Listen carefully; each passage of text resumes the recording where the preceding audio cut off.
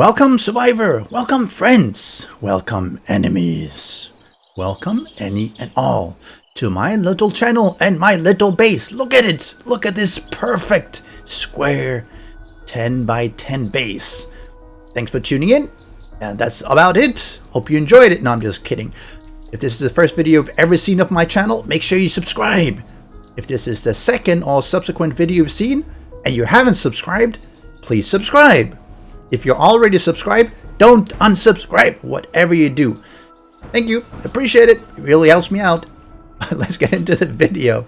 So I'm going to make, and this obviously is not the whole base. It's not even technically part of the base. It's more like the foundation for the entry of the base. What I'm going to do is going to make sort of a way into the base that the zombies will pass through and die. That should work on a lot of different kind of bases as long as they are elevated. Actually, they don't necessarily need to be elevated because the zombies will probably, in most cases, path up across them anyway. And no zombies around. So we're going to try to make use of the zombie AI that they want to path up to the player or into the player, towards the player, to get next to the player, to kill the player, and gonna use some of the AI against themselves.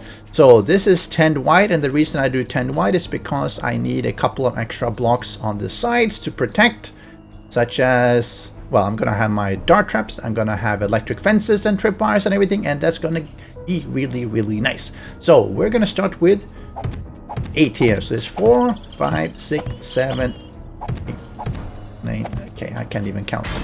Right. 1, 2, 3, 4, 5. 1, 2, 3, 4, 5. Okay, so it's a little bit wide. Right. A little bit wide. We want to have it 8 because 8 allows you to put, say, arrow slits on the inside to protect the dart traps. And then we're going to have the dart traps. We're going to have tripwires and electric fences. And of course, that takes a little bit of extra space. So that's the first layer. Now I'm going to do 2 versions of this one. One is going to be just having the zombie jump up. And why would you want to have the zombie jump up? Mostly because it slows them down. Zombies are frightfully slow when it comes to jumping. You'll see them walk up, pause, jump up, pause, jump up, or walk forward and then jump up again. So we can take advantage of that one to just increase the time it takes for them to get up or into our base. And I'm going to do this way, and there's going to be second layer, and I'm going to basically do this about, let me see, 6 layers or something up, and I don't know why I put this one there. Simply to give us as much time as we can before they even reach the entry corridor. And what's an entry corridor? Well, the entry corridor is where the zombies are also going to die. But we're going to have some defenses even on the sides. So let me build up a little bit and you will see what I mean. Okay, so the staircase for giants is completed. Now what this means is that the zombies will come up, jump, walk forward, jump, walk forward, jump, and they'll do that until they reach the top. So that gives them an extra, I don't know how long it takes them, we can measure that, but it takes them a lot longer than if they are ramps. I am going to convert this into ramps to show the difference as well, but this one generally works better because it just takes them a lot longer to get up. Now that we are up to the level that we want to, I'm going to extend it by 3, 4, 5, 6, 7, 8, 9, 10. And let's make sure we get that one supported a little bit. I think that one. Yes, because we have to have some supports, otherwise we will end up in trouble because everything will be falling down. And the platform is ready. So we have the staircase up. And we have a platform. We have a small little place for us to hide as well. Of course, this could be where your base continues, where you have, you know, your usual base walls leading that way. You just need a place where you can stand or not stand, depending on, but at least into your base. And having, say, a door or something might help, because then at least you can defend it a little bit easier. So what do we do now? Now we're going to build out 1 extra layer on each side. And the reason is we need somewhere to place. Let's see if I can get my dart traps here. Advanced. Let's get them. Yeah. So we need to place our dart traps here. And depending on how you want to do, I'm not going to hide it behind arrow slits simply because it's a little bit easier just to show when it's like this. And you see we have them, and then we are going to put our tripwires. We're gonna put them, let's switch them around a little bit. Not that that's strictly necessary, it just looks a little bit better. Like this. Tripwires are there in order to, well, trigger everything. We are gonna do an extra platform out like this. And you might wonder, what is this one for? And smart people who've seen this sort of build type before will understand that I did it exactly the wrong way. Actually, I need 2 out. Isn't that clever of me to forget? We need 2 out because we're going to put our electric fences. You see the electric fences are straight here. I'm going to do that here. So we have electric fences on the side. And it also means that we are going to put in, let's do this, another layer. And let me copy rotation, because we want to have a 2-layer, because that just doubles the amount of kill fun that we have. And of course, I'm going to do the same on this side as well. I'm just showing this because it's a little bit easier to see. Seeing that one being built is kind of boring. So now there's basically 10 rows. You could have less if you wanted to. I'm doing overkill here. We're also going to do the same thing pretty much here. So I'm going to do one like this, one like this. And the reason I'm going to do this here is because, as I mentioned, the zombies will be slowed down as they are, well, jumping up. And that gives us a really nice time to actually just kill them. So by putting this on each side, and I'm going to, again, like I said, I'm going to do the same thing here. As they slowly make their way up here, they will pause a little bit and they'll take them time. They'll jump and everything. That will just be more time for these dart traps to kill them.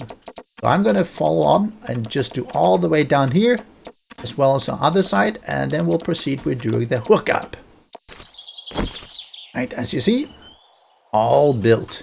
Now, I haven't gone all the way down for obvious reasons that otherwise zombies might start bashing them, and it's kind of pointless.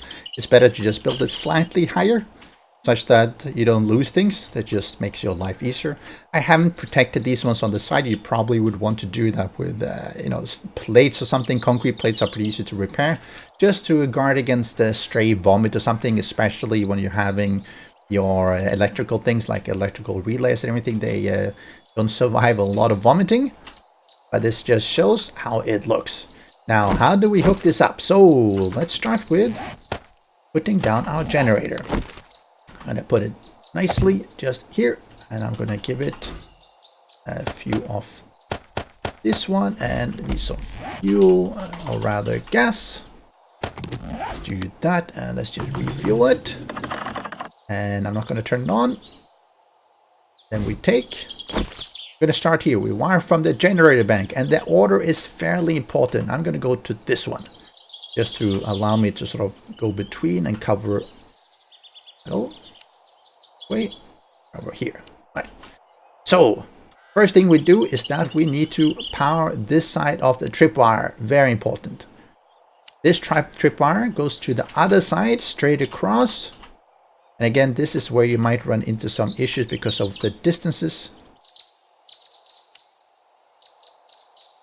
Let's put back, put back these dart traps now that that's done. All right, so now this one is connected to that side, which means that if something breaks it, or so rather breaks the line, meaning touches it, it will start triggering.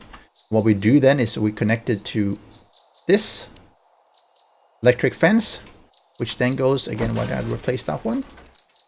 And that electric fence goes to this electric fence. And this is why putting the second layer of this one is kind of stupid of me, because I'm going to have to remove them. It's a little bit difficult to actually hit the right item if you put all these ones in between. I tend to forget about that because I tend to try to make it as wide as I can. But you see this way, if this one is being touched, the line, it will trigger, means the electric fence will fire. And that's exactly what we want to have. And now let's put this one back the third time. And what we then do is that we connect from here to the dart traps, from here to the dart trap, and we do the same thing over here, from this one to the dart trap, and again, electric fence to the dart trap. So what happens is that, let's turn this on. Should hear it. You see I'm taking damage from the electric fence, and if I then give it some ammo, start shooting. And if I then put in even more, we should see that all then should be starting to fire. Make sure you load this up and lock the ammo, and let's see if I move in. Everything is firing. You see both on both sides plus the electric fence are all firing, and that's exactly what we want to do, because it slows the zombie down and it fires the dart traps from both sides, which means it's 4 and 2 per second, so it's 8 traps that is being covering this length per second, which is a lot of damage.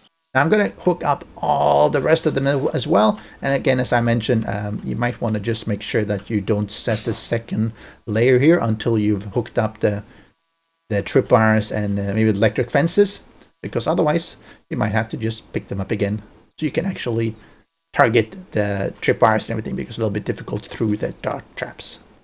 And generally, a good way of when you're doing this is set up your first one so you actually can see how it looks and make sure it works. And then you slowly just do it step by step. So now I've done all the tripwires, and you can see the line is all across. And you see it's hitting the tripwires. So you can verify that before you start doing more things. You can see the power is going the right direction. It's all the same way. And again, that just helps you to make sure that you don't miss something or miswire something, because once you've completed everything, fixing things is a little bit more tough. So sort of do it step by step. And again, now I have this one, then I just go ahead, I do this just to make sure I'm repeating everything, because you can just verify everything step by step then. A fairly useful trick to realize as well is that you don't necessarily need to be very close to connected. So if you find a good vantage point like I have here, you can actually do that pretty well. Just make sure the wire is not red. I don't actually have to go up to it. If I can just hit that one, you can see I can target this one. Of course, now it's red, so I have to go a little bit closer, but I don't have to go up to everything. You just have to make sure you are targeting it properly, and of course, then it's red. And sometimes that means that you don't have a lot of pixels to work with. And if something goes wrong, like here, you do something wrong, you'll see that the line is entirely wrong because it's crossing over, which you shouldn't, and then you just have to fix it. Nope. Wait. And I did wrong, which happens when you follow the lines incorrectly. But then you just have to go through and fix it again. And as you can see, all the electric fences are done. And you can see that by the yellow always goes from the tripwire to electric fence. And then we have one from electric fence that goes the other way around. And you can sort of see that if you look closely, you see the purple one goes from this side to this side. And then you have the cyan one that goes the other way around. You can see obviously that it's connecting here, which means it's correct. And that's when you go back to go electric fence, dart trap, electric fence, dart trap, electric fence, dart trap, and so on. And after a lot of work, everything is hooked up. And how do you know everything is done properly? And this is where it really comes in handy to fix one up that you know is working. We tested this one, we saw it work, we see how the lines are flashing, which means the cyan one goes inwards, which means that this one is also going inwards, correct. We can see there's one yellow pulsing from the tripwire to the electric fence. You see that here as well. And they have two outgoing from the electric fence, one to the dart trap and one to the dart trap, and we see the same thing. And we know, therefore, that this one also works. And of course, if we look on the other side, we'll see something similar. So by having that as your reference, you don't actually have to go and test every single one, because that's fairly painful and fairly tedious. So just by having the reference one that you work and have tested, most of the time that would be enough. Now I'm going to stock these with darts, and I'm going to summon in some zombies, and we'll test it out. Everything is now done and hooked up. Let's just give it a little bit of a whirl with some of the zombies. So I built a small little platform. Let me just show, just because it's a little bit difficult for me to target otherwise. I can actually spawn things in. I don't want to spawn it too far away. That just takes extra time. Let's get some zombies, and let's start with a couple of ferals. And come over here. Oh, this one is silenced, but anyway, they should be actually. See if they can come up here. They're coming up. You see how slow they are? He already lost the track of me. And right. You see, he is, or they are on the first layer. And they already failed. Well, they already died, rather. So let's get a few more. Let's look at me. Let's get some more of the. Of course, we have to get the cheerleaders. Let's. Okay. Oh. Okay. Pro tip: don't do that. Don't do that.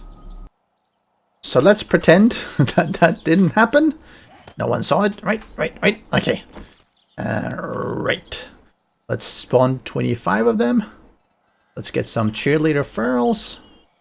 Let them spread out a little bit. Let's make some noise. Alright, so they'll be coming here, jumping up. And now I'm standing on a block so that I don't die. See how they jump? Slowly. See how they jump. Now, you might wonder, what's the purpose of having such a wide entryway? The reason comes down to pathing. Now this was 25. Imagine if you only had a 2 wide corridor. What would happen was that 2 of them would path through. They would now be blocking the rest of them. And you would have 23 zombies, assuming there was 25 to begin with, who would like to go somewhere else. And if they can't get up here, they will start bashing the supports.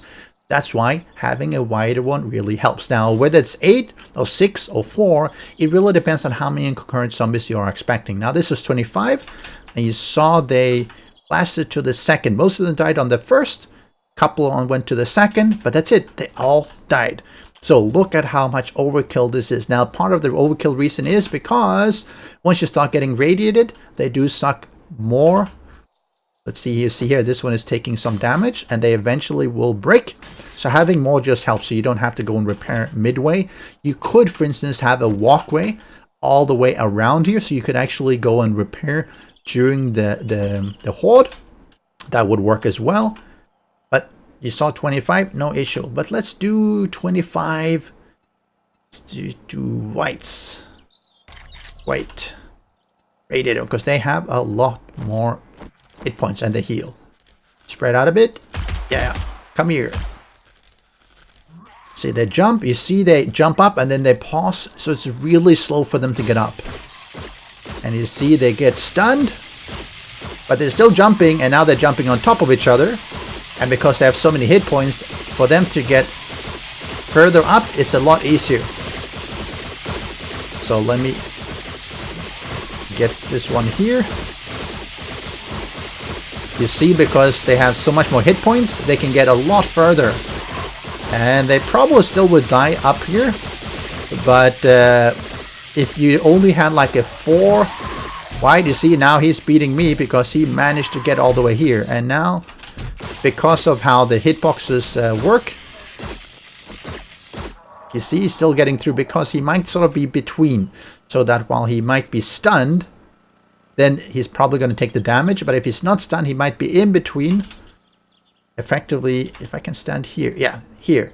Even if that triggers by some other zombie, he's not going to take damage because the darts are only coming out from this little hole. It doesn't come from all the other holes, which is really peculiar. But anyway, that's how it is.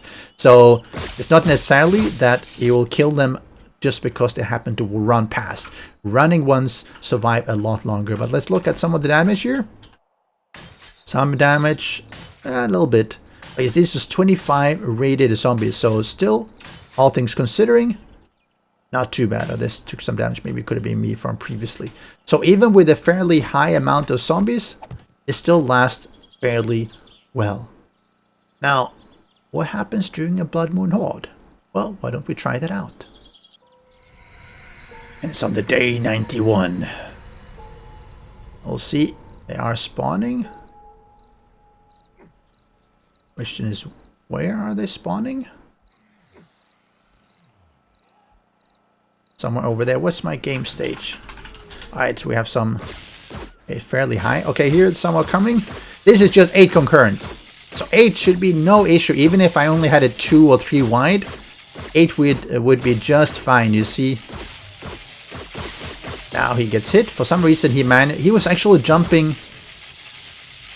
Interesting. He was jumping and he would be hitting me here and then he was actually jumping in a weird place. He was jumping from, I think, from outside to the outside, so he wasn't actually triggering all of them.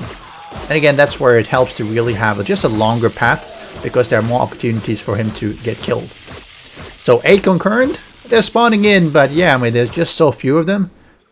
See, the same thing happening here. The way they're jumping is that they're jumping without touching the tripwires, which means they don't get electrocuted and they don't get hit by the dart trap. So having both the one at the jumping side and this length really does help. No issue, right? But what if you do like 32 concurrent? Well, why don't we try? We're now back at... Actually, I turned on 64 concurrent zombies.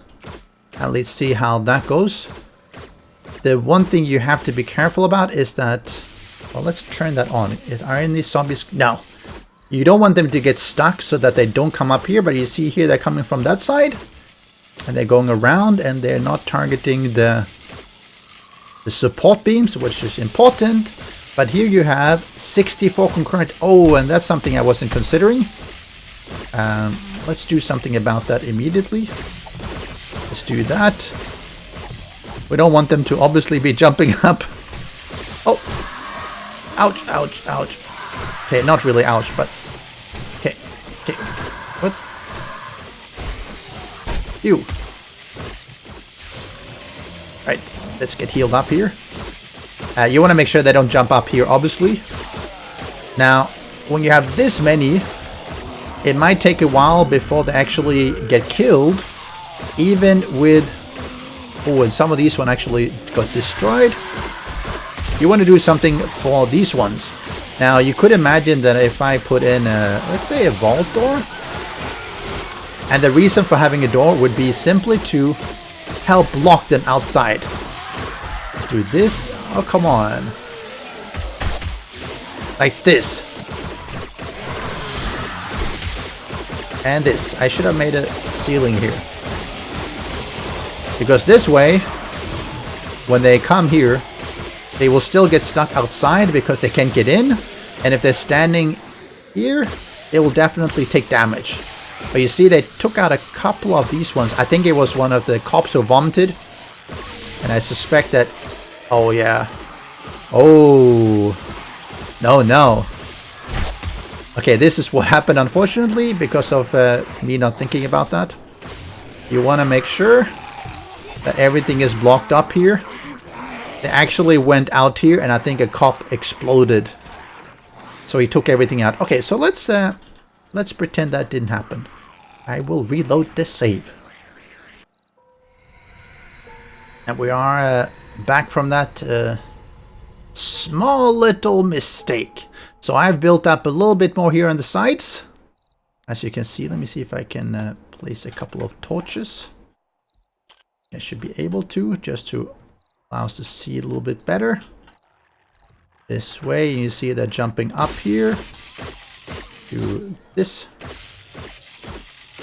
So they're coming from this side, and I think, yeah, they're just running here. Easiest way. They can go outside as well if something is blocking.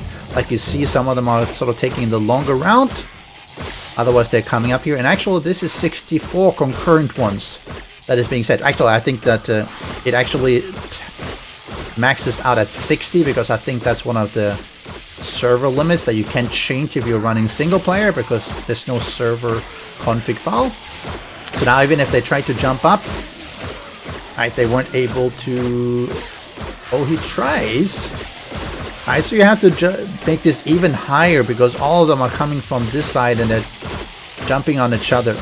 But you can see how effective it is. They are on the 1, 2, 3, and most of them are dying, even if they are all radiated ones. And some going in there for some reason. They are spawning here, and they're just continually spawning. So even with this many, there's actually no issue at all. I also made sure that I built up a little bit of a protection here from the vultures, so that they wouldn't be just bothering me. We'll see Malton coming in here. Let's get that one done. Pretty easy, right? And this works really, really well. With this amount and they're coming from this side, I could probably have it just 4 or 6 wide, because you see everything in the middle is not being used. If you're having it slightly less wide, narrower, it's a little bit easier to hook everything up, but I think this is about the max limit.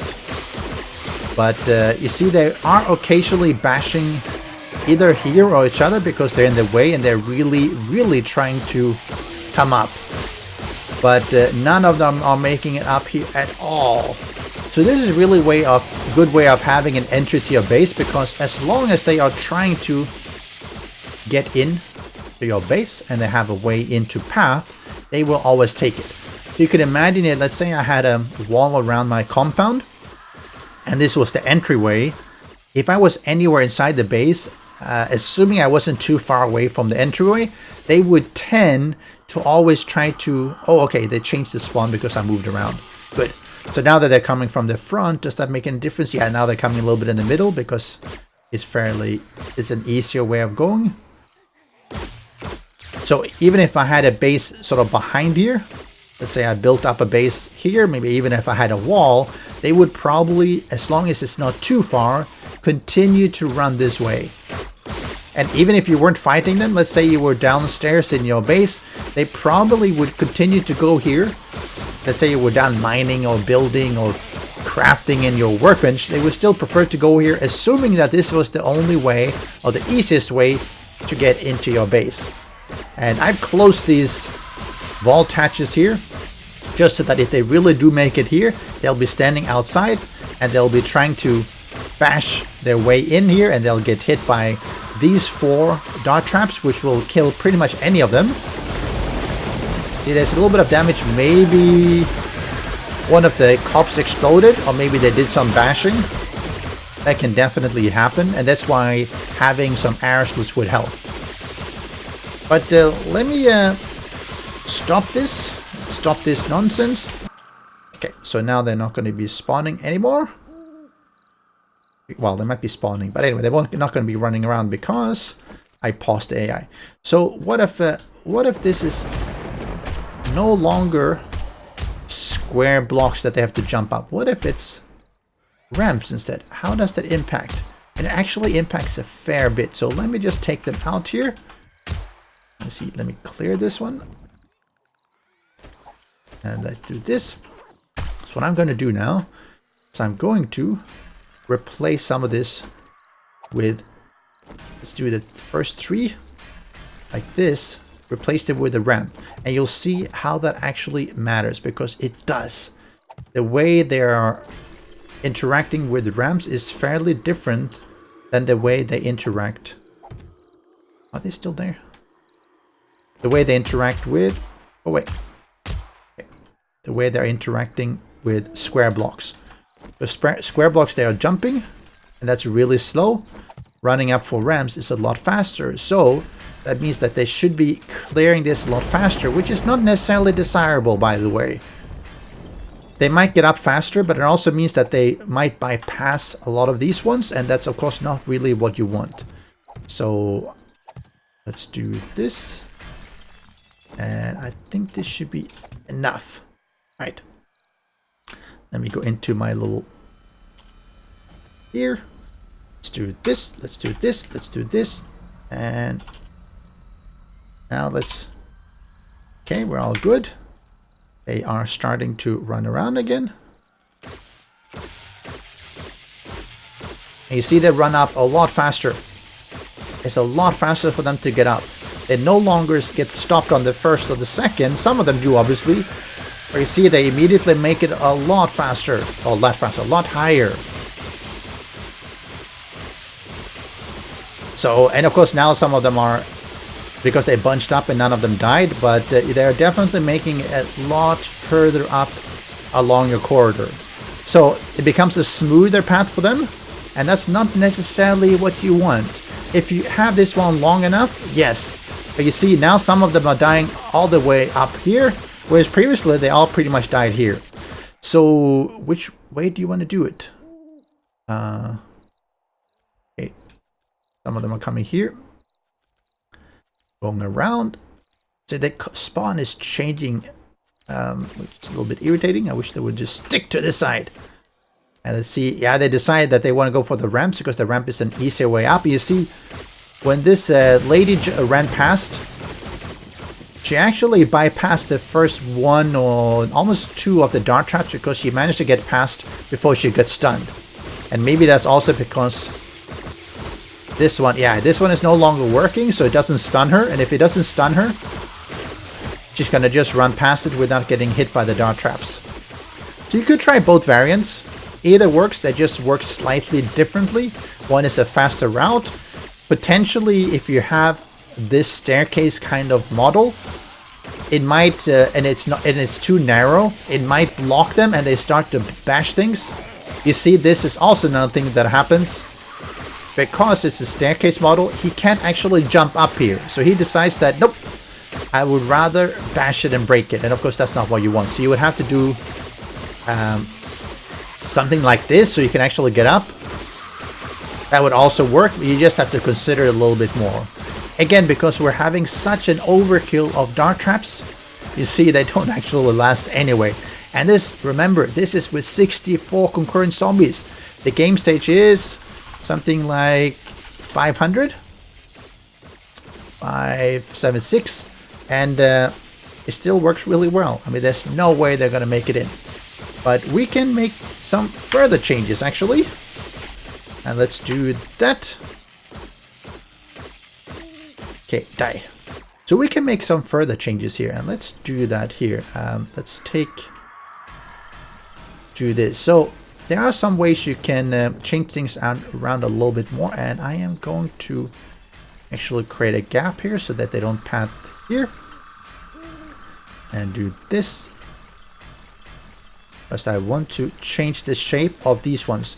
Now, previously, if you had 50 pillars, it did allow you to... Whoa, it did allow you to do some pretty neat things that they could run past or they would fall down. That doesn't quite work anymore. Now you have other ways of dealing with it. So let's do this one and then we do this. Oh, okay. Do this, this, and this. And... like this. We're going to make some diamond shapes here. And oh. If you see what I'm trying to do here, I'm trying to create some diamond shapes because they will path across, but they won't necessarily succeed. And if we do this one, they might or might not fall down. Some of them will make it past, some of them will not, but at least it will change the way they behave and run past here. If I do this one correctly, right. Let's go into our little hidey hole. Let's detach the camera again and restart. Let's see what happens. And of course, you probably want to do that across the whole thing. Can I unlock ammo? Oh, not this. I'm trying to just remove some of this one, unlock it, so that they can get a little bit further. I want to see if I can get them to get across. Right. It doesn't seem like it's going to work. Let's turn off. Right. See, they'll be running past here, and some of them will be falling down. Some of them will make it. And of course, he exploded. Hey, let's come on, start running. So some of them will make it past, some of them will fall, and depends on the sort of the shape that you're doing here. They will path across it. They think this is a legitimate path, but as you can see, they don't actually make it. So you can use this as a way for them to never make it all the way through. Now the downside is. The downside here, though, is that they get stuck, which of course is a bit of a downside. Let's do this. The downside is that as they fall down, they might actually get furious and start attacking here, and that's a bit of a problem. But it is a potential way that you can make it such that they generally never make it all the way here. You could have a combination. You could have like 3 squares that is just solid blocks. Then you could have another 4 or something that is this diamond shape or similar that they would fall through. And then you could have solid blocks, so that if they really make through the solid ones, they would still fall down and they would come back in. That means that they are really unlikely to come right in front of your base. And as you see, where are all the zombies? Oh, we are at the end of this one. So let's do this slightly differently. Let's pump it up to a new Blood Moon Horde. Start a new one here. Right. So dark though. Don't I have a helmet? I have a helmet. Why can now? Oh, that's interesting. I can't turn on the flashlight. Alright. Put up some. This one then. We have a little bit of light. Right, this is another. There are 64 of them. And they're running past and they all fall down. Generally, I'm sure some of them might make it depending on how they run, but generally they will all fall down. And this is 64. And you see with my change here, they tend to make it past. They don't bash as much. They might still if they get stuck, but you see they all fall down. So they have this perpetual run. And depending on how they push each other, they might still get further. And you saw the soldier made it fairly far. But imagine now if I, again, turn this back on. You know, they're not even going to make it up here because they'll stun and they'll fall down. And it just lasts a lot longer. Not bad. You do have a problem here, though.